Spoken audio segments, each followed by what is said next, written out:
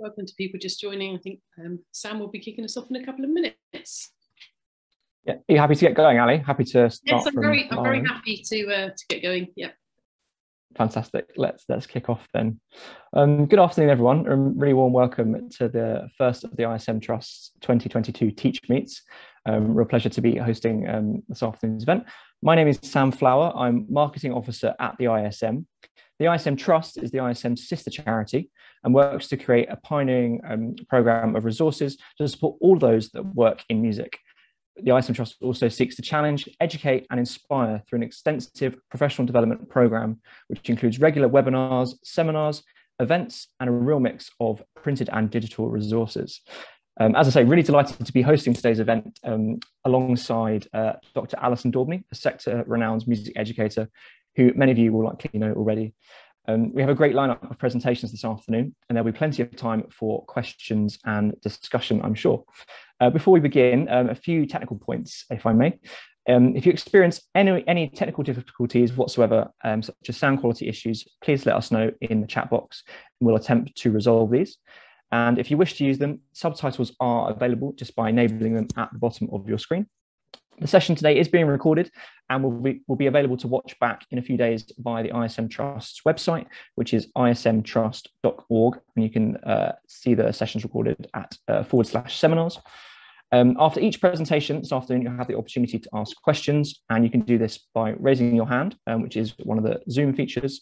Alternatively, you can pop your questions in the chat box and we'll endeavour to answer as many of them as we can. But without further ado, I'm really pleased to hand over to Alison, who will introduce today's session further, including our first presenter. So over to you, Alison. Thanks very much. Hi, Sam. Thank you very much for that. It's great to see so many people here today, actually, and we've got an absolutely stonking lineup of different presenters. The way it's going to work this afternoon is that we'll have 10 minutes of presentation from each of 4 presenters, and then directly following each of those, we will have around 10 minutes for us to be able to ask questions and have a discussion around the topics raised. As Sam said, if you want to write things in the chat box as you go along, we'll try and pick those up. But the discussion is obviously a very important part of this. So yes, write them in as you go along, or write them in at the end, or put your hands up and we'll try and spot that in there. But without any further ado, really, I want to hand it over to our first presenter today, which is the wonderful Jonathan Harris, who's Head of Academy Music at the Premier Academy in Bletchley. And his presentation is something I haven't really seen presented actually before, integrating education for sustainable development into the music curriculum. So really exciting, very topical thing around matters such as social justice and global citizenship. So Jonathan, over to you for the next 10 minutes. Thank you very much. Hopefully you can see my screen and I will go on full screen. So education for sustainable development is something I've been looking into in recent times, and there's some exciting things on the screen there. You can see Thrive, I will be talking about later. We're currently in the decade of ecosystem restoration with UNESCO and so forth, and we'll be looking at sustainable development goals. So first job is to say, what is education for sustainable development? The main body behind this is UNESCO, and there's a whole website or part of their website about this. It incorporates things like global citizenship and environmental education, global learning. There's various terminologies that go into this. One important thing to realize is that it's not just to do with climate change and climate justice, as we will see. And what we're talking about here is looking at the key issues around education for sustainable development, but also the key skills that people that know about this are trying to get students and children to develop. And so in recent times, while I've been reading about this, I've been thinking, gosh, music ticks a lot of these boxes, and trying to wave from the music education side to say, hey, we can help this because we're doing a lot of this anyway. or looking at ways in which music and arts education can support education for sustainable development. So this is one of my favorite pictures of all time. These are the UN Sustainable Development Goals, which many of you will know. And as you can see by looking at the list, there is many more things than climate action, which is number 13. Things like equality, gender equality, many things you can see there. Section 4 is quality education. And within Section 4, there are various aims that the United Nations are trying to achieve. And one of which in Section 4.7 is this, which is they target to promote sustainable development through education, which includes, as you can see, sustainable lifestyles, human rights, gender equality, culture of peace and non-violence, global citizenship, cultural diversity, and so forth, which is a major factor. None of this is new. You may, like me, have missed the UN Decade of Education for Sustainable Development because it was 2005 to 2014, which I didn't know about until after the event, but hey, there we go. I'm looking into how we can support the goals and the aims of education for sustainable development. You can look at it on a sort of more gross level, where you could, for example, do songs, or the children can create songs about the topics we're looking at, such as equality or climate justice and social justice and so forth. And we could also look on a deeper level at the key skills that the children we're trying to get the children to develop, such as collaborative skills, creativity, global citizenship, communication skills, and so forth. And this is where we think, hey, music education can definitely contribute to this in a big way. So I'm going to give a few examples of this that we do at the Premier Academy, which is where I teach, which is a primary music 3-form entry school. So bottom left is a school in Palestine, which we have a connection with, and the photo there, they're doing a drama activity on gender equality, but we, for example, have learned a song in Arabic and that they suggested, and they've learned a song in English, and we shared the songs over, well, it was Skype, but those sort of things a little while ago, and we're in touch with them regularly. For example, we also link through learning about if we're studying Islam and so forth. The ones at the top from a school in India, in Kolkata, that we have a connection with, and in this instance they were looking at English or Western instruments, comparing them to Indian instruments, and we did the same. And we can share things, and we've done Zoom calls to the schools and learnt about, for example, one boy in their class was doing 2 hours tabla practice a night, which I thought was very impressive. And we're also working on an art project at the moment, which is the bottom right, with both of those schools, which is to do with the Jubilee celebrations. So we're trying to connect with schools around the country, around the world. Another way we do this is being involvement in Global Science Opera, which we represent the UK in, which is based in Norway, but there are over 35 countries involved, where we create collaboratively an opera based on some sort of science topic. The Thrive, which we looked at the first screen, was to do with ecosystem restoration. So we created a song about that, which various children from various countries learnt, and we put this together as a sort of one sort of global choir, as it were. And we've done the same for sustainable energy back in 2020, and the oceans one was stopping pollution in the oceans. Moon Village was about a whole story about that planet Earth had been destroyed by man, which is slightly in the news at the moment, and the people had to go and live on the moon, and it was all about trying to sustain peace within communities. So we work with other places around the world to put this together. So we did a collaborative scene recently with some students in Chile, and we've worked with various others. People, and we get to know the groups, for example, by doing Zoom calls to the school in Australia that were involved in the project, to get to know their about what they're doing. And there's some pictures from some previous performances. I also put in here Arts Award because I'm trained as an Arts Award assessor, and it's something we do in school. But the background to Arts Award does have a lot of these key elements, trying to make the aspects such as collaboration, communication, and so forth. You can see there that a lot of these link to the skills that Education for Sustainable Development is trying to develop within for children. And also the Lifter program, which you haven't come across, has various story worlds around the world, one of which is The Secret of the Opera, which is that's Helsinki Opera House there. And they're very linked to the Sustainable Development Goals. There are programs there, not specifically music, but this one is opera. And this is predominantly about equality and access, equal access to being able to do any roles within opera.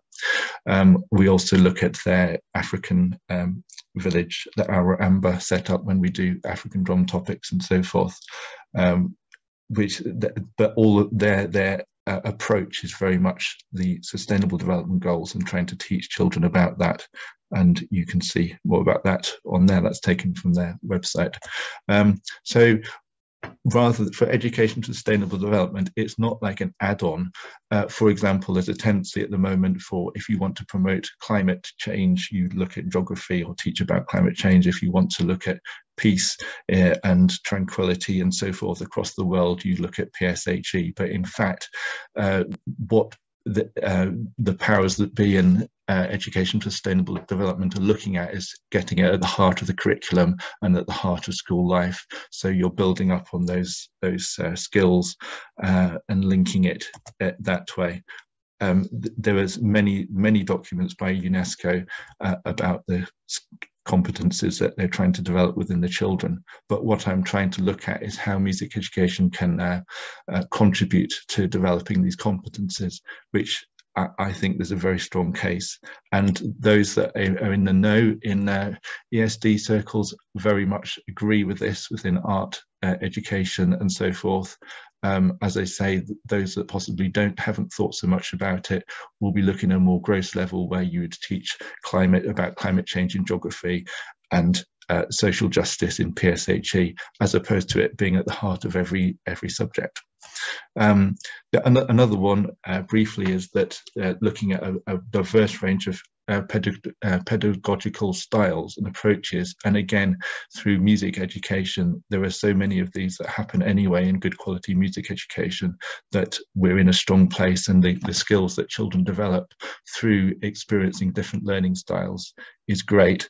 And another emphasis, which I think maybe on another slide, is about how important it is to put this in early years and primary education so that the children get used to it. And I think I'm nearly at the end looking at this. So on the left there, you could be teaching about environmental education, social justice, and so forth. And then through that, you can look at the different teaching styles that help develop the key skills, so that hopefully through your education, apart from teaching children music, you're also teaching this sort of transformative learning where they're developing all these key skills such as collaborative work, global awareness, social justice awareness, and so forth. So nearly at the end, these are just some suggestions if people wanted to know more about this sort of thing. You can see there, I have to say that Learning for Sustainability Scotland, their e-newsletters are fantastic, and there's loads going on there.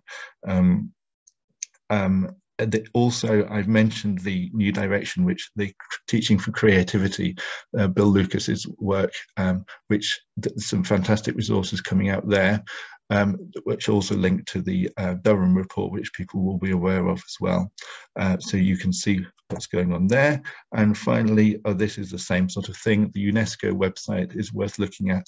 And there's a group called the Regional Centres of Excellence, which is the RCE network, of which there is a big one in London with Professor Ros Wade and others, which have a lot to do with things like this. And so finally, some recommended reading. The recent book that came out a couple of weeks ago was Education for Social Change by Douglas Bourne, which summarizes most of the things I've been talking about in the different aspects of this. There's also Teaching for Social Justice, which has come up from Dublin just in the last few weeks, which looks at how this can be taught across all subjects in primary primary education and so forth. And finally, if people are interested in this and or have good ideas and so forth, this is a topic I'm interested in learning or getting to know more about, feel free to get in touch and tell me if you have any good examples of practice of teaching sustainability through arts education. And I think that is it. Thank you. Brilliant, Jonathan. Thank you so much. I actually can't believe you covered so much there in just about 11 minutes, which is absolutely amazing. I'm sure that there'll be some questions that people will be typing in the chat box, but a couple of things struck me as we went through. You talked about the lifter thing there. I noticed in the bottom right-hand corner, my eye was drawn to 30 days of free training. Yes, they told me to put that in. I mean, I'm in touch with them. It's something that they offer as a freebie. The training is always free. And it is good quality training, but you can get 30 days free access to the story worlds and their website. Wow. It is good. They're based in Finland, but they're linked between Finland and England, and those two countries can access it. And the story worlds, I tend to use the videos more than anything else, but they are very good and interesting videos from all around the world. Yeah, I think my other question, well, two really, but the main one is for somebody who's looking at this and their mind is blown, like mine, for example. Then how do you suggest they start in just a very small way to put education for sustainable development, to look at education for sustainable development in music in their school? Where's a good starting point? I personally would say you probably don't need to change anything necessarily that you're doing, but you could think of it in a different way. For example, like most schools, we go out in normal times locally to the local area and do performances to, for example, the local old people's home or the local community. And in that way, you can see that as an aspect of you trying to contribute to the community and so forth. And you can use that as opposed to just saying, hey, we're going to go out and do a performance, but you can with the children discuss about how you're trying to help the people. It's not just a case of us showing off that we can sing or whatever. So that's one way. If you wanted international links, the easiest way of getting started is the British Council Connecting Classrooms programme, which is all free, and they can partner you with schools in around the world. And it's very straightforward. So is this something that's going on across your school, across different subjects? You talked about how music is part of this kind of wider ecosystem of subjects and that kind of thing. So are the topics tackled in various different ways in the curriculum of which music feeds in? Is that how it's kind of working on the ground in your school? It is. I mean, it's me, the person that's the education for sustainable development nerd is me in the school that spends like a lot of time reading about it and so forth. But because I'm teaching every class in school, there's a slight advantage because I can infiltrate every class in school and what they're doing and so forth. So, for example, the art project I talked about, it's some people may know River of Hope project, which British Council are running at the moment, is leading towards the Jubilee. We've done this artwork with our Year Sixes, have all created some artwork about the river and potential pollutions in water and so forth. But we're putting the artwork together from the three countries, India, Palestine and ourselves, and that will go forward to hopefully being part of the Jubilee celebrations in London later in June. So that's part of the whole of Year 6 are aware of that topic, and that's not predominantly music based, but I've twisted the arm of the art lead, who happens to be the Year 6 teacher, to be involved in that Brilliant. Sam, I can't see any hands, but if you can, then do let me know. But I'll keep firing questions at you in the meantime. Otherwise, just so much to talk about. Yeah, no questions in the chat just yet. I suppose in terms of the children's musical learning, in terms of children's musical learning, what's the biggest differences you've seen in their engagement or their actual musical learning since you've been involved in this kind of work? It's one of the big advantages of using music for this is interest and engagement, actual engagement in what you're doing. So for example, it's a bit like, you know, if you've got performance to work to, then the children are more engaged because there's a purpose. So if you're about to perform a song to some children in Palestine, then you've got things to work towards, and it sort of ups the ante, and the interest is there, and it also broadens things out. So it's not just learning a song because we're learning a song in Arabic, but we're learning a song to perform, and, you know, have you got any questions for the Palestinian children and so forth. And again, we're from a multicultural school, so we've got some children that could speak to the children in Arabic, which is fantastic, and, you know, they can relate to each other quite well. So yeah, and the same when we did the global science opera work, for example, Moon Village, the interest in science increases through music. So that I mean again, this is fairly obvious that getting children engaged in topics can be achieved through music, and integrating arts education across the curriculum. But you can see that happening. It's basically a definite increase in interest, as opposed to just doing music for music's sake. But there is a broader purpose behind it, in a standard, and this is very much a standard classroom music lesson, as opposed to the children that are staying after school for a choir or whatever like that. That's brilliant.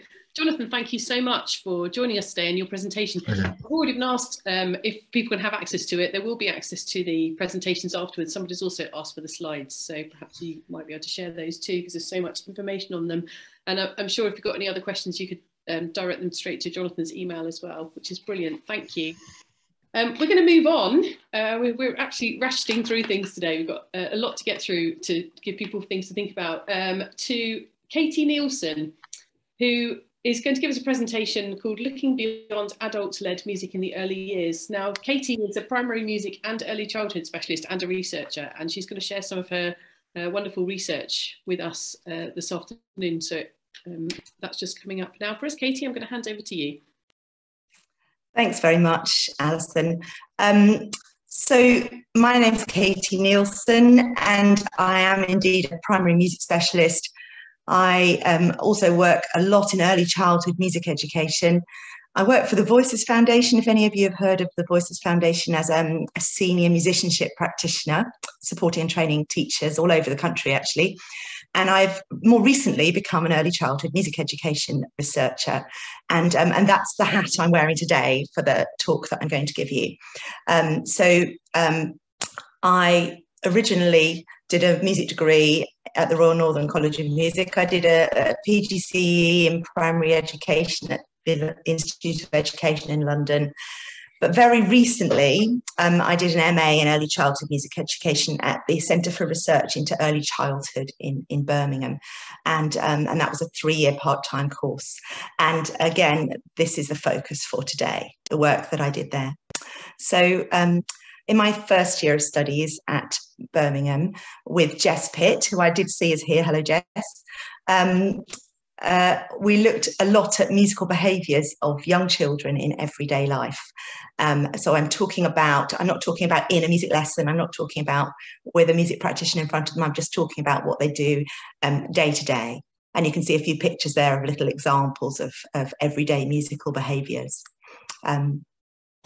So thinking about what they're like, first of all, we studied a little bit about communicative musicality, Trevathan and Malik's research from 2002, which looks at how young children in their communication with their adults are incredibly musical, and how incredibly musical the parents are, the adults are that in fact, even the older siblings are responding and engaging with those young children. The way we speak to young children, at the moment I'm speaking to you as an adult. If you were a child, I would rise my voice up high and low, and I'd stretch out my voice, and I'd change what I'm saying, and it would be a very musical way of speaking.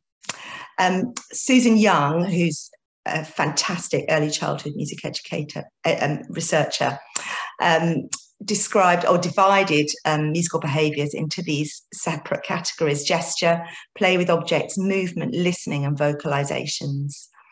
And this is just a lovely, lovely way of describing young children's musical behaviours. It's my favourite description. There are many, many descriptions, but spontaneous multimodal concoctions of sound, movement, and gesture.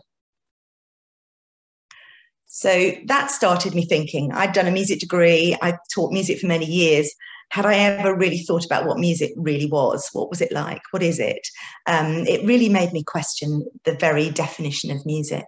And of course, I'm sure many of you will agree, many researchers, and I did already believe this, many researchers would say that music is not a gift. It's something that we all are. We all are musical. We all have music. And it's a really, really important thing to understand. Disaniaki described the aesthetic operations by which all humans artify. This isn't just about music, but elaboration, exaggeration, patterning, repetition, and manipulation of expectations. I think we could all agree that Mozart does that, but so do young children in their musical play. And a lovely concept of music being created by the listener. The idea that the listener really plays a part in deciding if something is musical or not. A lovely little example is if I were to listen to a tap dripping, that tap would not be intending to make music, but I, as the listener, could interpret that as musical. So at the end of my first year, I think, of studies in Birmingham, I was in a nursery setting, and I heard a child tapping a cup on their high chair. I was an observer. I wasn't the teacher in this situation. And they were making up a pattern, a lovely pattern. And I believe they were expressing themselves musically. And another child joined in, and they'd joined in with that pattern. And gradually more and more children joined in with cup tapping. And the practitioner interpreted that behaviour as disruptive and took all their cups away, which I thought was a great shame, and got me thinking, what if that practitioner had understood the cup tapping as musical and had responded musically to those young children? What would have changed? What would have happened? And I decided that this would be my subject for my second year of study. So initially, I decided to go find out a bit more about practitioners' recognition and response to early childhood music outside of their classroom kind of formal situation. And lots of researchers confirmed that recognition is indeed poor. And it's because they have very little time. I'm talking about practitioners here they're not music specialists, they're everyday general practitioners working with young children. They don't really have time to think about the musical behaviours. There are behaviour management strategies that really encourage kind of calm, well-behaved, quiet children who do what they're told. And there's a big emphasis on language skills. So practitioners might say to the children, use your words, because when a child's being musical, the practitioner might prefer them to be speaking and exercising their language skills. There's also quite a narrow view of music as something quite polished and professional. Responses include stifling, which is what I saw with the cup tapping babies, but we also see intuitive music making, because some practitioners hear these sounds and activities and they respond with the same, and they wouldn't necessarily believe they were being musical, but they're very instinctively responding musically, and lots of turn taking too. There are studies on musical responses, the impact of musical responses from parents, but there's very little on early childhood practitioners.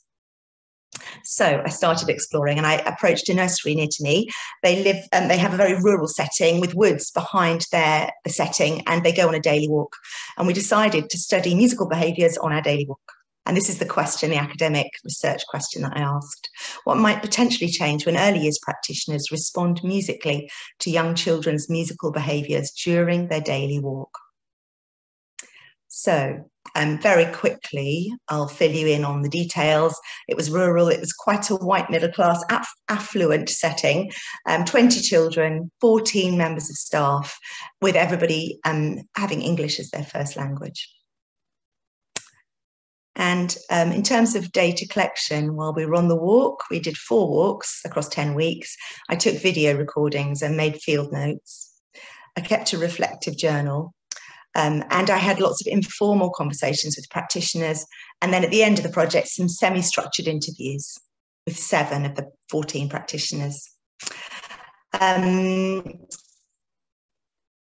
selected, from the walk, I selected 7 musical events, and I analysed them and created storyboards. And I triangulated that data with notes from my meetings and interviews with the practitioners. So it wasn't just what I thought, it was what the practitioners thought as well.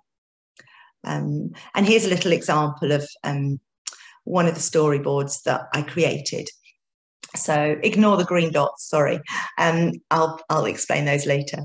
So a young child was quite upset, and the early years practitioner brought her along to the gate, gave her a stick and said, do some tapping, because there were lots of other children there tapping their sticks and making music on the gate.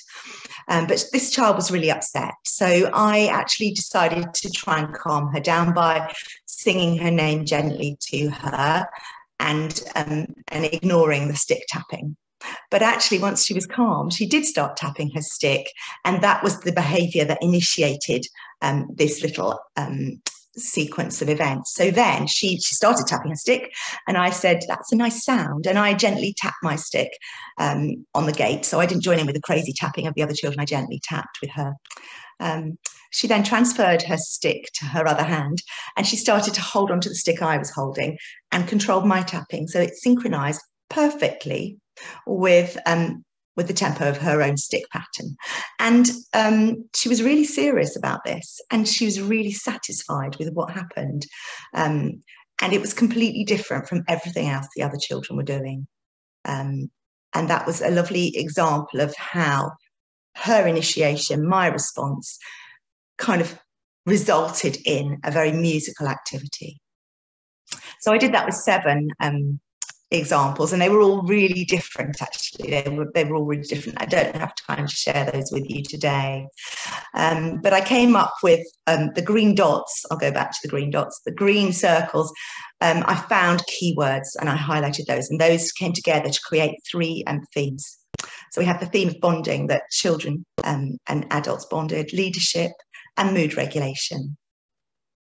So primary findings were that the practitioners felt this, children, that when you responded to them musically, it helped them build confidence. They developed their leadership skills. Lots of children led musical games.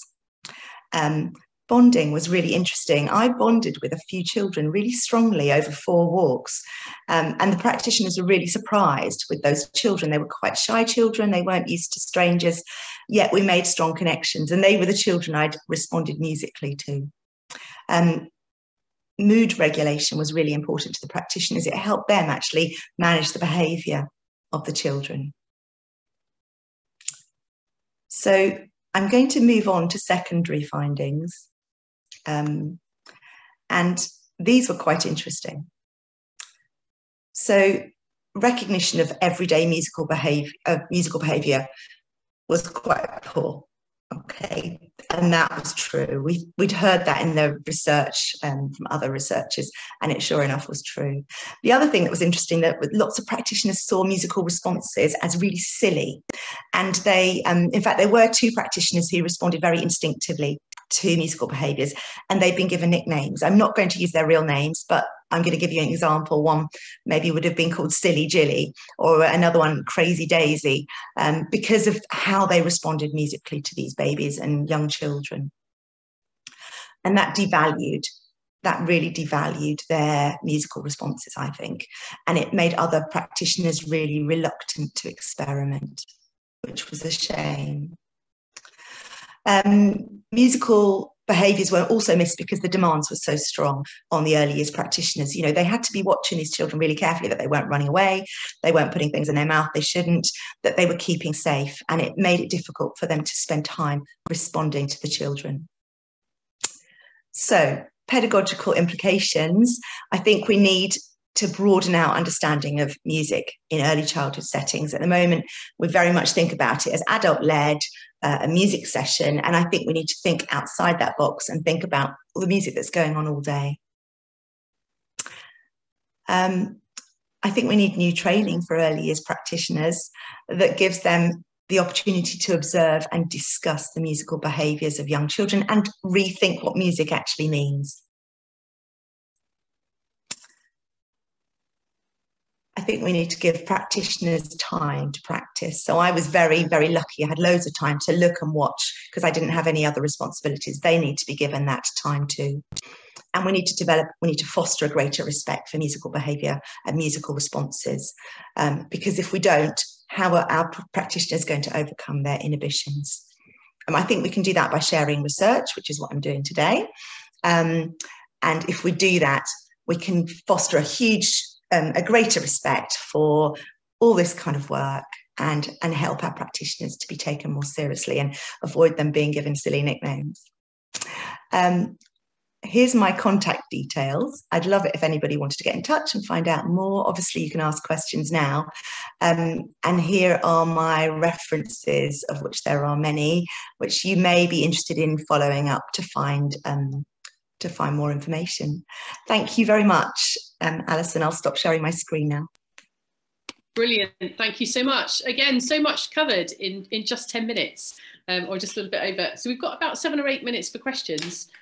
Again, as before, if people want to either raise their hands or put stuff in the chat box, and I'll start us off, but I'm also aware that we're very lucky to have Jess with us this afternoon. I also saw her arrive, so maybe she's got something she might want to ask you about it as well, knowing the work from kind of the other side. I suppose one of my questions is about how this can progress into primary music education. I know you work in early years and in primary. So specifically thinking about kind of transitional times and the lower primary coming into first starting school.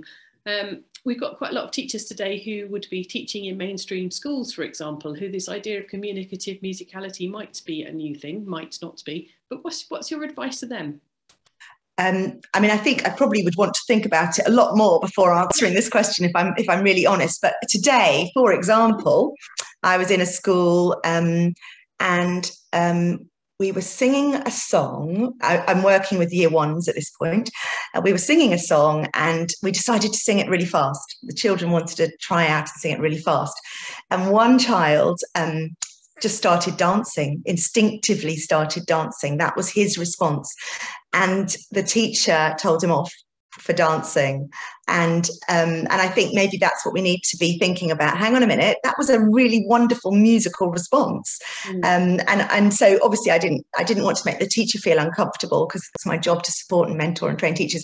But I did say to that child, you know what, you danced because your body told you to dance. That was your response to the music. And it was a wonderful response. And I loved it. I loved the fact that you wanted to move to that music. So maybe we need to start being open to the fact that children can be really instinctively musical and look for that. And the other thing is that they're using music in their play. So if they're playing on the train table, we could listen out for what's going on musically. Or if they are playing in the playground, they might be singing and dancing. They might be doing all sorts of musical things. And just I mean, it happened to me when I was working in a Saturday class once with some year one and two children, and one of them tapped their water bottle on the floor, and my immediate reaction was, stop doing that. And then immediately I said to myself, no, I'm not going to say that. I said, actually, I shouldn't have said that because I think that's wonderful that you did that. And then we all started tapping our water bottles and playing with our water bottles. And it became, I think it became a whole scene that we did and a show to the parents that we'd had this idea grow out of something somebody did. We just need to be ready, and we need to kind of check ourselves, stop ourselves and say, hang on a minute, I'm going to listen. I'm going to acknowledge that those children have done something very instinctively musical. Yeah, and I suppose the devil's advocate question in a way is how much of that do you guide to the musical outcomes that you might want, and how much of that do you go with what the flow of their music is already? Because from what you're saying, there's an awful lot of music that kind of arises from what they're already doing, and it might take you off in different angles. But if there's certain things that we want them to do or show, how do we intervene in that process? I just think there's room for both. I think there's room for both.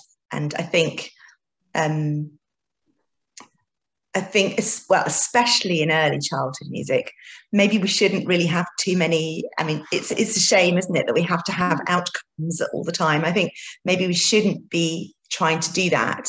And maybe when we get into key stage 1 and 2, it gets a little bit more tricky, but I think there is room for both.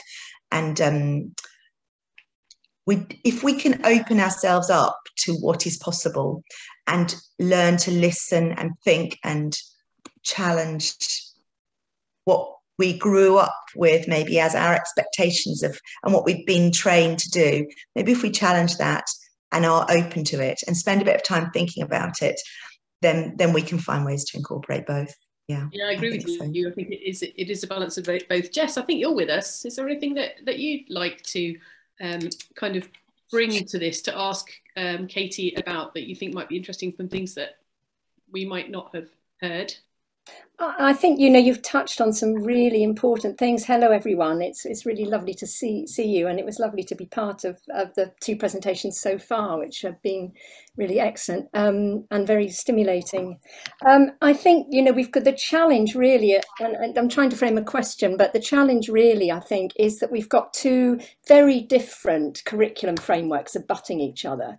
Yeah. And so, we've got a play-based curriculum, which has got really open-ended characteristics of effective learning, which are encouraging creativity and critical thinking and playing and exploring and being curious. And then, you've got another curriculum which has quite a different set of learning outcomes in relation to music specifically. So I think that there's a challenge there for all of us to kind of somehow make that transition smoother for children. And of course, every 3-4-year-old is unique. And they're not coming out of EYFS in the same format, and they will have had very different musical experiences. Some will have had very rich musical experiences, and others perhaps won't have had very many musical experiences at all in their setting. So that we can't, as everybody knows, there's just not one size that fits all.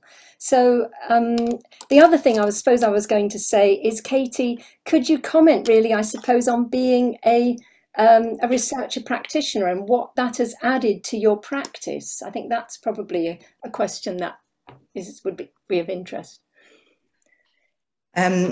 I'll try. Katie, we've got about 1 minute, so you've got this and one more question. So okay. Sorry, I've hogged that space. I'm sorry.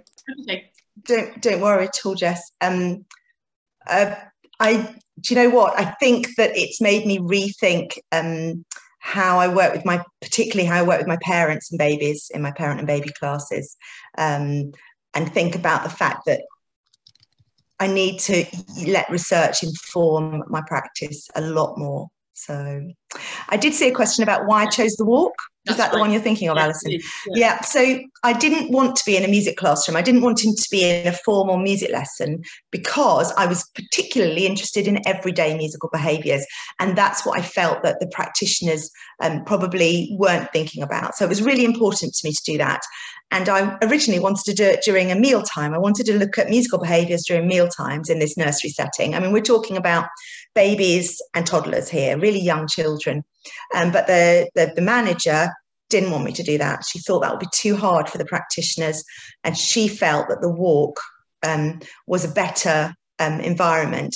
And it was a collaboration. It was an action research project. I had to do that. And actually, it was wonderful doing it outside because the children ran up and down banks. They tapped on fences. They did all sorts of amazing musical things when we were out and about. And it was a lovely, lovely, lovely experience. Great. Thank you so much, Katie, for your insights today and your wonderful presentation. I know that people will be following up to pick your brains on that. Thank you. It was a pleasure. We're going to move over to Kate in Scotland now. Kate Picken, who is a teacher, well, she's been a teacher in primary schools actually for over 35 years, trained in secondary, and teaches a lot in primary. And she's also involved in music education in lots of different ways, as many people here today are. Her presentation is called I've Got Rhythm, and it looks at the resources called I've Got Rhythm. So I'm going to pass over to you, Kate. Hello, everyone. Lovely to be here. And I'm just going to share my screen here. I Got Rhythm. And just going to really talk about the resource and how I use it and how it came about. And it's been very useful to use in right through from early years right through to P7. And I was really wanting to, how do we get children to understand, to read and play rhythms, not all the time, but just a way of reading notation, starting from a really simple base and building it. And so I've been working on this for over 10, 12 years and tweaking it slightly as different things come along, and changing music tracks as well.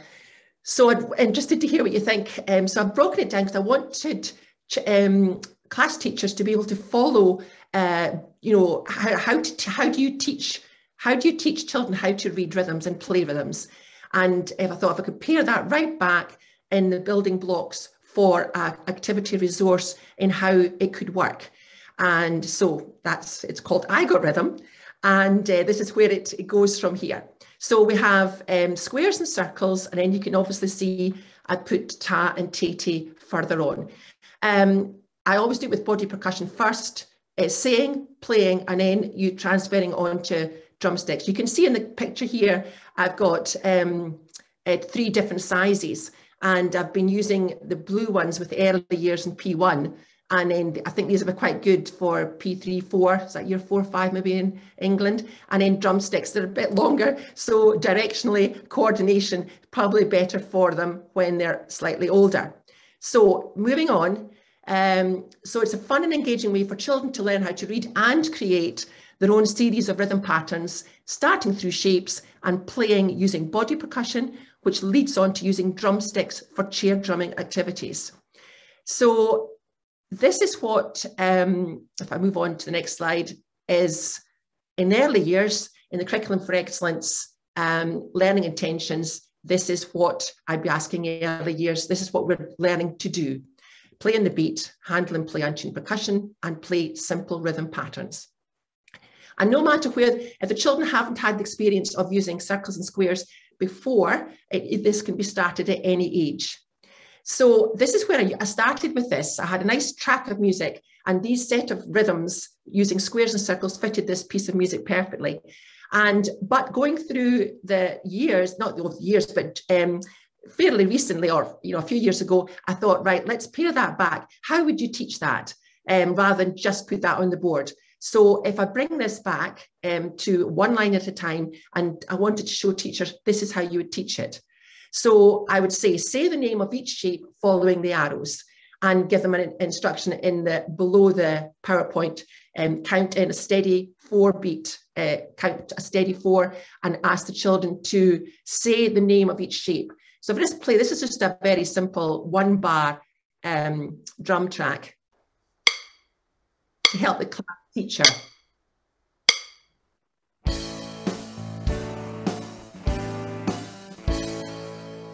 Now, I put that in because I wanted to help class teachers say, well, how would I count 1, 2, 3, 4? But that might help the speed of how they would teach that.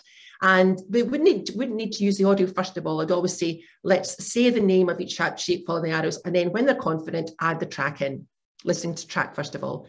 Then you can change to say the color of each shape following the arrows. So just another idea to follow. Then say and clap the name of each shape. And then you could say and clap the color of each shape. And also, you don't have to always clap. That's another body percussion. You could ask the children to decide which Other body percussion activity could be used, tap our legs, maybe they would come out that idea, or stamp their foot. But clapping is always the easiest one to begin with. And so that can be changed every time you come back to revisit this. And again, a class teacher pointed out to me one time that some children find the tracking tricky. You know, if you saw the four in the grid, the four rows. So this is another way of helping children follow a score or follow a grid, follow the one line. So then going on to choose untuned percussion example, claves and tapping both sticks together. Before we did the chair drumming, I think with early years, it's particularly, I would always have them tapping the sticks together. 1, 2, 3, 4. They could be held as claves, as we should be holding them, okay, for a better sound, but that can be developed. They can be used, I think, as sticks first of all, and then show them how to use as claves later on. And then introducing yellow again. This is the same format, asking children to say the names of the shapes they see in front of them, counting them in with an audio track, and then say the colours, red, red, yellow, red. So there's the same syllables in those colours. And then the next one would be say and clap. So red, red, yellow, red, or say the square, square, circle, square. And again, they have a choice of which body percussion are we going to use this week, or it could be, will we have a choice of body percussion for square and a different one for yellow? What do you think? So there's choice in there for children to choose what they would like to do. And I think if children understand and internalize the beat through body percussion, first of all, and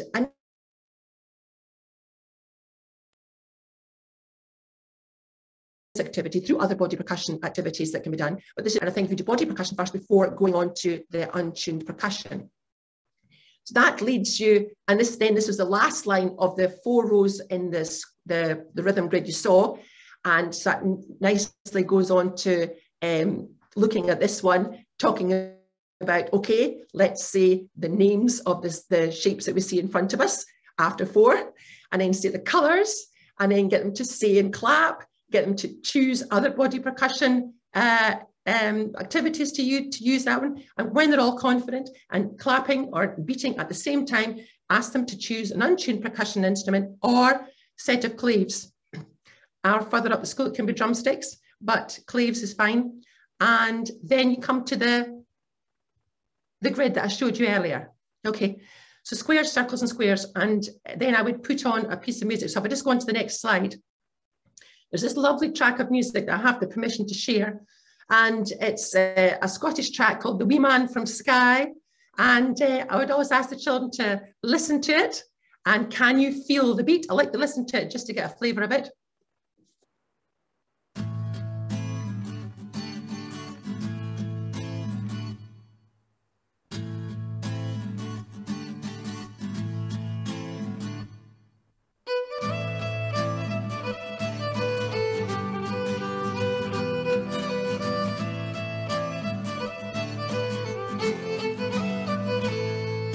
Okay, so that was keep the beat by tapping your leg. And then this grid has to be played through 4 times. So the children I would always start by let's say and clap, or even just say, it depends what age the children are, and whether it's say all the way through line 1, line 2, line 3, and line 4, directing at the board.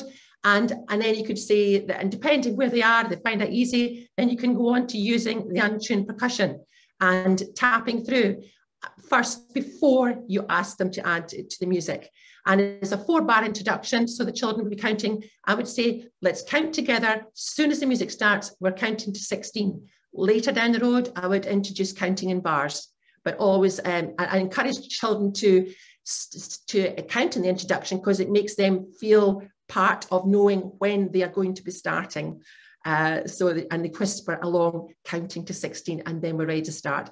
And quite often I say, right, we're starting with the X factor, our sticks are crossed, and we come down on 13 towards our chair or towards the floor, ready to play. And it's always a tap, tap, gentle tap. So that's another area to work on when they come to the chair drumming. So moving on, this is, I've got laminated, I print out these squares and circles, and it's quite good because then I can ask the different groups of children to play, and that's a nice way of children being able to perform in front of each other. And then I can get there's a class of 30, I've got an immediate view of exactly knowing, is everybody understanding how to play their rhythm pattern in time. And it's always nice for children to play in front of each other.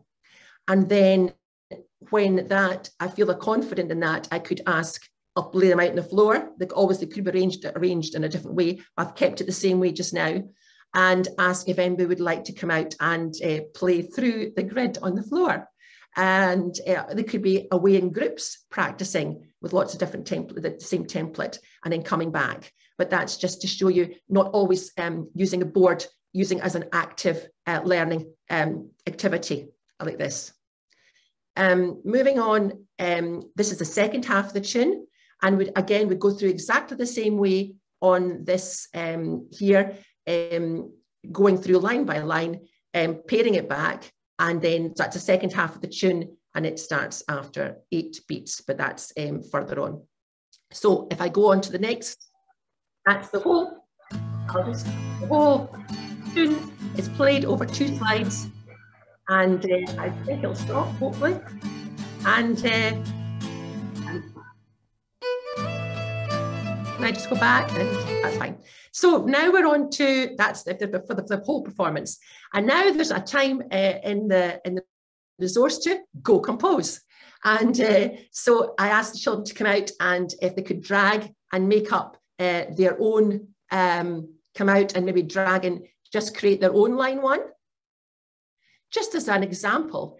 And but this can be laminated off, and these can be laminated, and they can make up their own grids in groups as well. So that's a go compose opportunity. If I move on to do it, I'll just go back to the full screen. Right, so that's a go compose element, which children absolutely love. And then when they come out to the board, it means that if one child drags the shapes in, I ask, well, could you just clap that for me, or say the names of the colours, or say the shapes? What would you like to do? And then it gives me another opportunity for me to see that they understand, and also for them to perform in front of everybody. And that's further down the line when I know that they would be able to do that. But it's just really nice. So moving on, I would then introduce the rhythm names, ta and titi. And so now we're not talking about squares and circles, we're talking about tas and titis. So every time we are looking at this now, I'm asking the children, okay, we're not talking about red and yellow, squares and circles, we're going to go tas and titis. And we would go through this saying, right, let's say line 1, or then line 2, line 3, and line 4, after, and say it as a chant. And then I would ask them to say and clap, and tas and titis and clapping at the same time. Again, through the same process, using body percussion, different body percussion ideas. And so I've kept the same format for this on the same tune, because we're building up their skills. What I do in keeping the same tune for this one is when I feel the time's right, instead of tapping straight down in the chairs, we've got ta, ta, ti, ti, ta, which I would do the first time through. Second time through, for a bit of challenge, I would ask them to tap their sticks together on the ti. So it'd be ta, ta, ti, ti, ta, ta, ta, ti, ti, ta, ta, ta, ti, ti, ta, ti, ti, ti, ti, ti, ti, ta. And that's just that extra challenge for them, but reinforces the learning and reinforces them the learning to read ta and titi. And that has worked really well. Obviously, any kind of piece of music, different kinds of piece of music could be put together, but this is just an example that works really well. Kate, we need to start wrapping up if that's okay. Okay. Yes, okay. I'll move swiftly on. This is the Wellerman one, a remix, and I've just changed slightly at the bottom there. And then a go compose, same familiar, and then pairing it back into rectangles, pulling them in, then taking away the squares and circles, and then finally, just finally, putting into rectangles there, and then onto the rhythm lines. And then this is a really good song, Wake Me Up by the Red Hot Chili Peppers. And children P3-4 have managed that in 6 weeks. And not reading that, reading this one. And absolutely were amazing. And sort of 30 minutes each week for 6 weeks, and they could play this tune. So I just wondered if this was an interesting way to look at learning to read rhythms through this progression. So thank you very much for listening, and thank you, Alison. Thank you very much. Yeah, I mean, there's lots and lots of different ways to learn to read rhythms, and you've obviously thought about how to construct that and put lots of different ways actually into your resource, haven't you, to kind of take us through. There's a question on here, I'm not sure if it was for this presentation, but I think it probably was, about which year group you use that squares and circles activity with. You talk about P1 and P7, which is a little bit unfamiliar to us. So, so that'd be year 2, is it? And is your P1 year 2, I think. Right. I've read it right from age 6, right up to age 12. And if they've never used squares and circles before or seen that resource, I've started it right with the squares and circles. Yeah, that makes sense. I could move fast through it, but I wanted them to understand the concept first. Yeah. Also, Jill has said that she really likes your low-tech version of laminated sheets, which is great, actually, because you've got that kind of physicality of being able to move things around. We've just got a couple of minutes, actually, for questions. So if anybody wants to write anything in the box, then feel free. A couple of things struck me. Actually, when I read your presentation, I remember looking at it and thinking, Wake Me Up, I don't know that by the Red Hot Chili Peppers, but of course it's the Red Hot Chili Pipers, I now realise. So that would be why. One of the things I just wanted to pick up was you talked about in there about playing instruments in different ways. So you talked about the claves and playing them. You showed. Do you think it's important that we explore the percussion instruments in lots of different ways like that? Is that an important? Well, I think musical learning. Yeah, I think so. I think when I'm asking children to play the instrument, I don't always ask them to go and play it the way I would want them to play it. Especially in the early years, I would say, pick up the instrument, let's find different ways of playing it. Because it doesn't always have to be, it depends if we're doing creating and composing in the classroom, if it's a seascape, I'll not ask them to, let's go and find instruments that will make the sea shimmer, so it's using instruments in different ways. I think I'm using the claves because that's the proper way, but I use them like that. But I would always be further down the line when they're older, show them another way. They might not, I don't think many children would know how to hold them like that, but I would ask them to experiment. Yeah, no, that's really interesting, because obviously we've got people here at very different stages of their career. And yeah, that like we heard about in the presentation earlier, kind of developing your ear in lots of different ways, and being able to, like talking about there, tap the pulse and walk to the beat and all of those kind of things is really important too. So that's absolutely great. Thank you so much for joining us today and sharing the resource with us. And the presentation, of course, will be up on the website in a couple of days for everybody to be able to have a look at that. If you've got any questions, I'm sure that you'd be able to take those by email. Would that be okay? Yes, my email. I'll put my email in the chat. Thank you. Oh, brilliant. Thank you so much. Yeah, if all of our presenters actually could put their emails in the chat, people have been asking questions about that as we've been going through. That's great. Thank you so much. We're going to move on to today's final presentation. For this one, we've got Dr. Elizabeth Stafford, who's a primary music teacher who teaches at a 2 Formentary primary school in Sandwell. She's also Director of Music Education Solutions, and she's also author of the Primary Music Leaders Handbook, a lovely little book which came out quite recently. And gosh, this is a hot topic. Developing a knowledge-rich skills-based music curriculum. I'm just going to pass over to Elizabeth to talk us through this. Thank you. Thank you very much, Ali. Let me just find my PowerPoint so you can all see it in its full glory. Okay, there we go. So hello, thank you for bearing with us this far. I'm in the dead man slot, but there we go. I shall try not to make it depressing and tiring. I will try and make this uplifting, even though it's all about something which is a little bit contentious, perhaps. So I want to talk to you about my thoughts on developing knowledge-rich, skills-based curriculum. So you might be looking at that and thinking those two things are the opposite of each other, but I don't think they are. I think there are ways to get those two things combined into a curriculum which you can present as being knowledge-rich, but knowledge-rich in a particular way. So it might be worth me just saying, before I even kind of get fully started, about what we mean by knowledge-rich, just in case anybody hasn't come across that. And there's no easy answer to that question. There are several different sort of camps who believe different things from the phrase knowledge-rich, and we will look at a few of those at the start of this presentation before I sort of give you my thoughts on how it all works. So before we look at knowledge-rich and what that all means, it's important, I think, to think about what musical knowledge is. And there are lots of different models of musical knowledge floating around. This is the one that you probably see cited most often, where there are 3 different types of musical knowledge, originated with Swanwick, I believe.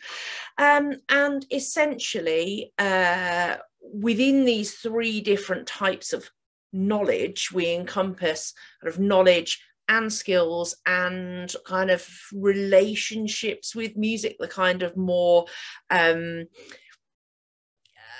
what's the word, the more kind of transient, kind of hard to pin down feelings of being musical, if that makes sense.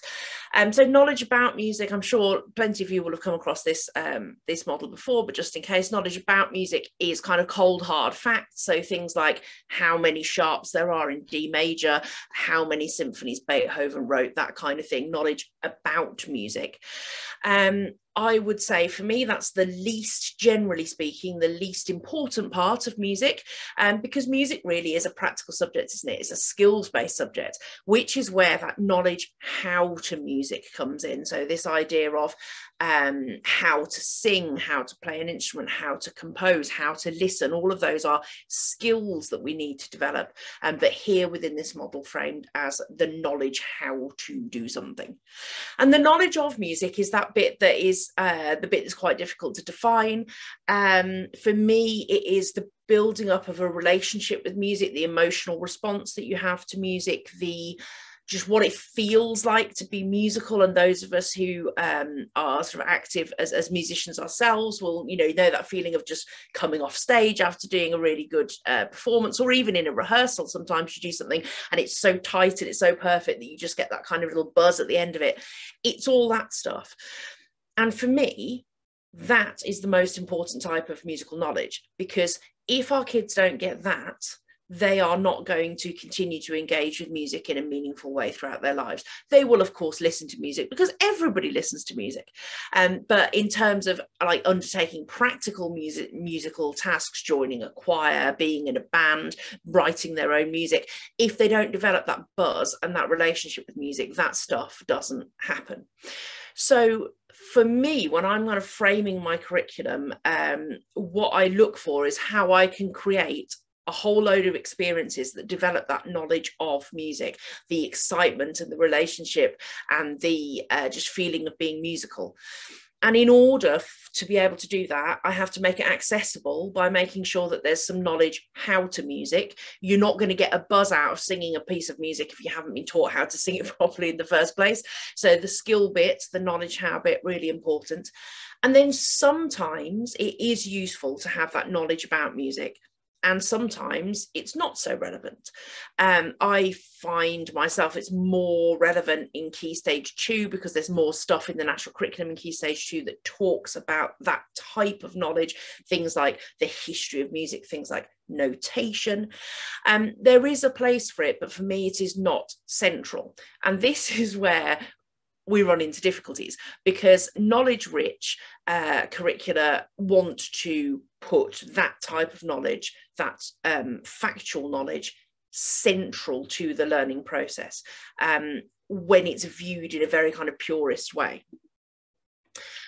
What I think is really fortunate, I'm sure you'll all know that Ofsted produced a subject research review last summer, and I think they've done a real favour to music teachers here, actually, because if your school is wrestling with that idea of knowledge rich and thinking of knowledge rich as being stuff that you can learn and regurgitate, practical subjects like music, like PE as well, like art, becomes quite difficult to do what's in the national curriculum to a reasonable level if you're trying to focus on those kind of recall type facts. And Ofsted, in their research review, were really helpful in that they identified that there are different types of knowledge in music, and broadly they can be mapped across to that kind of model of musical knowledge, which we're all familiar with, which pops up all over the shop in all different guises and under different research studies.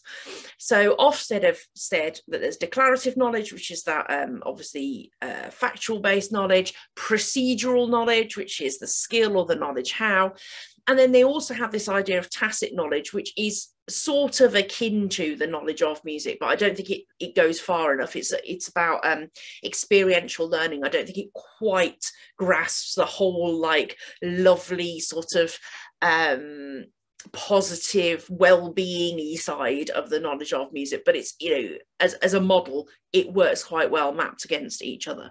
So that's really helpful, I think, and certainly in some of the contexts where I've been writing curriculums recently, not just for my own school, but I write them for commercial companies as well. That's been really helpful for me to be able to actually go back and go, look, this is how you make a knowledge-rich approach to music work, and this is how you cover the national curriculum in a knowledge-rich approach, by acknowledging that knowledge is not just facts. Unfortunately, if you talk to the DFE will tell you that knowledge is recall, knowledge is facts. So there's not an easy answer to that. I've just put this here just so that you know, basically. My feeling personally, and certainly for the work that I do in my school, is that the DFE are probably never going to come and watch me teach music, whereas Ofsted may well want to come and watch me teach music, may well want to talk about the curriculum to the music coordinator.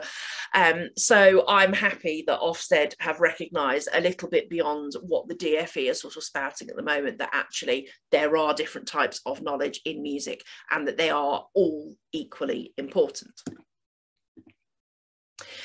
So having said that, as I say, I've written recently 2 curricula, both of which were drawn from the national curriculum, one of which also was mapped against the model music curriculum, which also came out last year, fairly recently. And because I've written them fairly recently, obviously they're within that framework of everybody talking about knowledge rich, and to some extent, some of the people who've asked for those curriculums have asked for more factual based knowledge, recall, declarative knowledge than others. So for the remainder of this presentation, that's really what I wanted to show you. If you're in that boat where you are being asked about vocabulary lists and knowledge organisers and things like that, this is how we can preserve the specialness of music and the practical nature of music while still developing that declarative knowledge as we go along. So what I do, and I will talk a little bit about what the declarative knowledge is that I think is important in a moment on the next slide, but the approach that I've taken in my curricula is that I have, when it's declarative knowledge to do with vocabulary, I've started with English terms before bringing in Italian terms. I think that's fairly obvious, a sensible thing to do, and we'd start talking about musical terms in Key Stage 1. I start with the extremes and opposites. So if we're talking about pitch, we're talking about high and low. If we're talking about dynamics, we're talking about loud and quiet, tempo, fast and slow. And I'm introducing all of those things musically before we label it. So we will listen to music that has like massive extremes of dynamic or massive extremes of tempo. With the latter example of tempo, often we will move to the music because then we can really feel that tempo happening. We will use it in our performances, we will experiment with it in our composing, and when I feel that we're ready, we've had enough of those experiences, then we will start to label it, starting with those English terms and eventually bringing in the Italian terms, the more kind of traditional musical terms. And I make sure that they understand those concepts first before I worry about whether they can read and write them. If it was up to me, I wouldn't care if they could read or write any of the musical vocabulary that I share with them, frankly, because for me, what the importance is that they understand what it is and how to use it for effect. So having said that, you know, lots of schools are creating vocabulary lists in all subjects and making that like a big feature of the whole curriculum. So I understand if you are being asked to do that, and I have been asked to do that in some contexts, but I do think that the understanding is the most important thing to develop first. Otherwise, essentially, we're just doing a spelling test, aren't we? And we do enough of those in other subjects. We don't really need to worry about that too much in music. So I'm going to try and put this a little bit in context if I can. So here are some kind of teaching strategies that I've used with my classes to explore the idea of performance direction. So the declarative knowledge around, you know, what forte means and what a hairpin does and all that kind of stuff. And as I said, I like to introduce it practically and get the understanding first before we start thinking about actually what is this called and how do we write it down. So one of the things that I like to do is actually learn a piece of music to a performance standard. It's usually a song, it's usually with singing, but you could equally well do it with an instrumental piece. And we observe all the performance directions, even though we haven't seen the musical score at this point. You know, I have rehearsed them to the point where they are doing all of the things that are in the score. And then we look at the score and we go on like an investigation, a bit of a kind of research project, and we ask the children to highlight on the score any signs and symbols that they can see that aren't part of the lyrics or the pitch or rhythmic notation. And they will use their existing knowledge to actually decode those. For me, that makes it stickier than me just saying, oh, and when you see an F, that means loud. If they've worked that out for themselves from their understanding of the piece that we've learnt, that they're going to remember that essentially, the knowledge is going to stick better. And then we broaden that out once we've got that concept of, okay, so when you see an F, that means loud. Or, well, actually, there's some other signs and things that we can learn. And we can kind of complete the set, if you like. So we talk about the fact you can have an M in front of it. You can have multiple Fs, multiple Ps. You can have an S, for example, if you want to go suddenly loud or quiet. And then I will do listening activities, and we will either have a whiteboard, individual whiteboard, where they will scribble down these signs and hold them up, or we give them sets of flashcards, basically depending on whether I've remembered to pre-prepare my resources or not. I'm not going to lie, sometimes the flashcards aren't there, so we have to default to writing down on a whiteboard. And as we're listening to the music, they can hold up the sign that they think goes with the music, but they have to explain to me why they think that that's the case. And then when we go to our new performance pieces, we will then identify any symbols that we know and say, okay, so this bit's got an F, so what does that mean? Again, just recalling that information and actually using that in our performances. And then we will also use those symbols when we're notating our own creative work, even if we're not writing down our compositions in staff notation, as most of us aren't in primary school to any great degree. If we know that an F means loud, on our graphic score, we absolutely can use an F and show that we actually understand that particular little element of staff notation, which goes some way towards what the national curriculum is requiring from us in that regard. Oh, excuse me, I just went a little bit ahead of myself. Pitch, I think, is one of the things that is tricky to establish, particularly if you don't have instrumental resources, which some schools don't. And the idea of kind of high and low is one thing, but then explaining that each note has an individual frequency and they all, you know, it's one note above, but actually it might be a half step or it might be a whole step. I mean, there's so much stuff to get through. So I tend to focus a lot on the idea of developing sort of patterns and things. So we play a game called Human Piano, where we get 8 kids to stand out with their hands out, and we literally play them like a piano, and we go up and down the scale, and we might do arpeggios, and we might try out some harmonies. And top tip, if they're small children, instead of getting them to put their hands out, you push them on the head and make them duck as we sing the notes, just for your own amusement.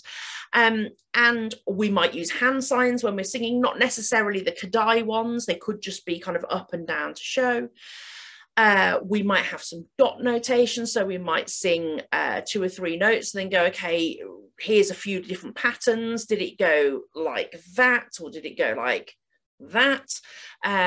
We might use letter notation if we are doing some composing with our glockenspiels, for example, and then transfer that onto the stave using a guide. So we write out the tune just in the letters, and then, okay, here is a template, here is a key that shows you how to write those notes on the stave. You can now write that out for yourself.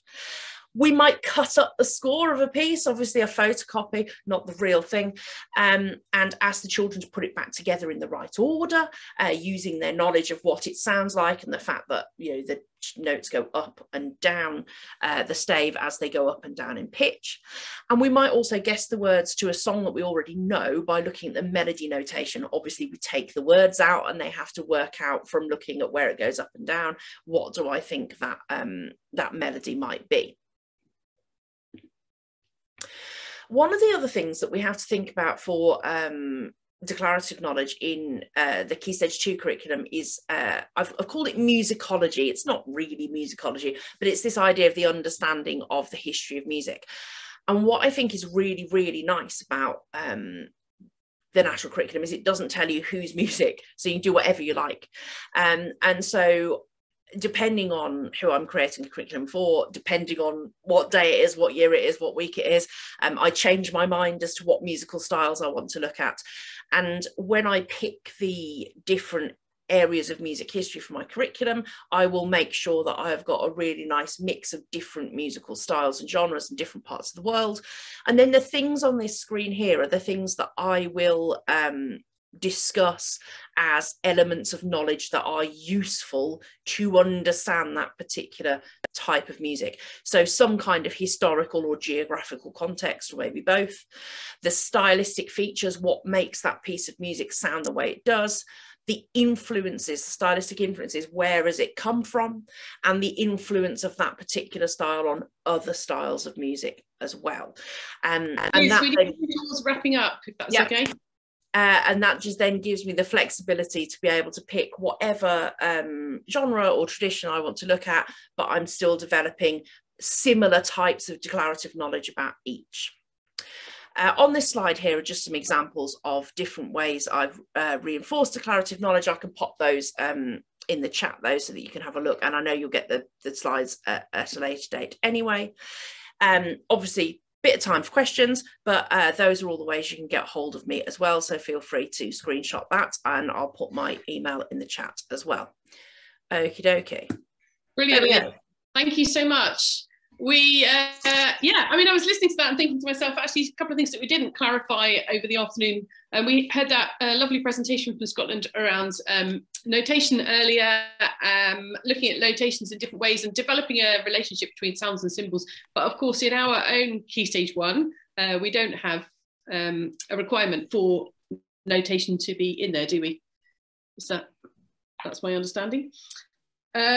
Secondly, yeah, the thing around pitch, I suppose one of the things for teachers to bear in mind is that the national curriculum is very clear that we should have access to tuned percussion instruments. I suppose there's something in there to say, go and wave that at your curriculum leaders and say, is there, is there any way, please, you could release some money, because the national curriculum, our statutory document, says that we should have access to those. Don't know if you have a view on that, Liz. Yeah, absolutely. And a lot of schools, that's the thing that they don't have, because it's the more expensive end of the resourcing. But actually, if you get glockenspiels or chime bars or things, they are virtually indestructible if you buy decent ones, and they have the letters on them, which means that anybody can play any tune on them, and they will do the job. So that's where I tend to point people towards, is that kind of tune percussion, really. That's great. Gary, I think you've got a question. Yeah, thanks, Liz. That was absolutely fascinating. I'm just thinking about this whole knowledge thing, and about Mark Phillips talking recently about the importance of music teachers. I'm not sure he actually used the Brexit term, taking back control, but it was something along those lines, about teachers taking ownership. And I just wonder whether, as music teachers, we need to try and not accept necessarily the kind of discourses it's presented to us, but really trying to grab hold of that and working with it. And I wonder whether this, and just for your thoughts really, and for anybody else's, particularly those who are teaching music, whether we think of knowledge not as being powerful or not powerful, but thinking about it is powerful in terms of how well it supports children to make music well. And it's powerful knowledge is manifest through children's music making, the quality of their musical making and their quality of talking about music. And I think that is, a potential way of grabbing hold of the knowledge-rich discourse and saying, rich knowledge and powerful knowledge, they help children make music well, and they're evident in children's music making and talking about it. So it was just a thought, and I just wondered what you thought about that kind of as a distillation of the great presentation you've just made. Yeah, I agree with everything you've just said, absolutely. And I think sometimes in music we can, I'm trying to be really, really, really, how am I going to say this? We can be happy that our schools perhaps don't pay as much attention to it as other things, because we can get away with a lot. So if we are in a situation where a school is very knowledge rich, we do have that flexibility to, go, oh yeah, I'm doing that, and then actually go a little bit in a different direction. If we don't feel confident to actually challenge it at the top, we can go, oh yeah, okay, I'll show you how I'm doing that, but here's all the other stuff I'm doing as well, which is what I've tried to do in my school to an extent. And I think it's important. I think something I listened to earlier. Sorry, Liz. Something I listened to earlier from our new Ofsted Inspector for Music was he used the phrase from Painter, making music is more important than musical information, and he did talk about knowledge, and he talked about it actually in exactly the same way as you have today, in talking about where it's got provenance really, but making music well is the kind of key thing there. There's a question come in about the year group that you're using scores with. Who are you getting to read scores? Well, they're not reading scores as in opening them up and performing from them from sight, but year 5 and 6 is where I tend to do that type of work. That's great. We're going to have to wrap up actually, but thank you for your wonderful presentation this afternoon. And just to say that the presentations will be put up in a few days. Sam, I don't know if you can just jump in here and let us know. A couple of people have asked about the presentations, the PowerPoint presentations. Will they be available on the website if people are willing to share them? Is that where you're thinking of putting them? Yeah, absolutely. So the recordings are going to be up on the ISM Trust website, which is ismtrust.org/seminars by the end of the week. So do keep an eye out on that, and also the ISM Trust social media channels. Obviously, the presentations will be part of the recordings. And yeah, certainly if the presenters are willing to share the actual presentations, we'll get them across to anyone who would like to view them. Brilliant. I'm sure that's perfectly possible. So just before I hand back to Sam, I want to say a massive thank you to our 4 presenters this afternoon, but also to everybody who has joined us and listened in and chatted. I think this sharing practice is an absolutely brilliant way for us to think about developing our own practice, sharing ideas obviously, but thinking about how theory and practice actually come together. How does the early years, or could the early years, learn from primary, and vice versa? How do the lovely ideas that we've got from primary and that thing about music from early years, musicality, feed into primary? And so I think primary and early years need to work together so much more We've got so much that we can share. And as Kate's put here, thank you so much, everyone, for a really interesting set of presentations. Kate, I couldn't have put that better myself. I'm going to hand over to Sam to round off. Thank you so much. Perfect. Yeah, thanks very much, everyone. Really enjoyed today's session. So much to take away across the 90 minutes. Do check out the ISM Trust website, which the link is in the chat. It's packed full of tons of music education resources, and also our webinar and seminar archive.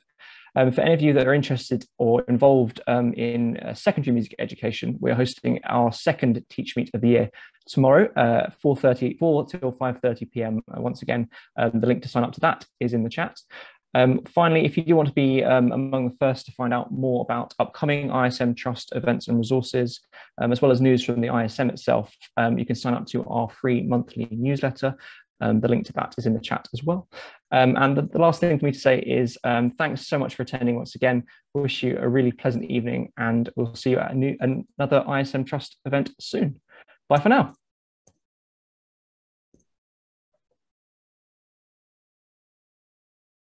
Thanks very much, Sam. I'll just put a link up as well for the free primary toolkit that hopefully people would feel they might want to go away and explore. Thank you.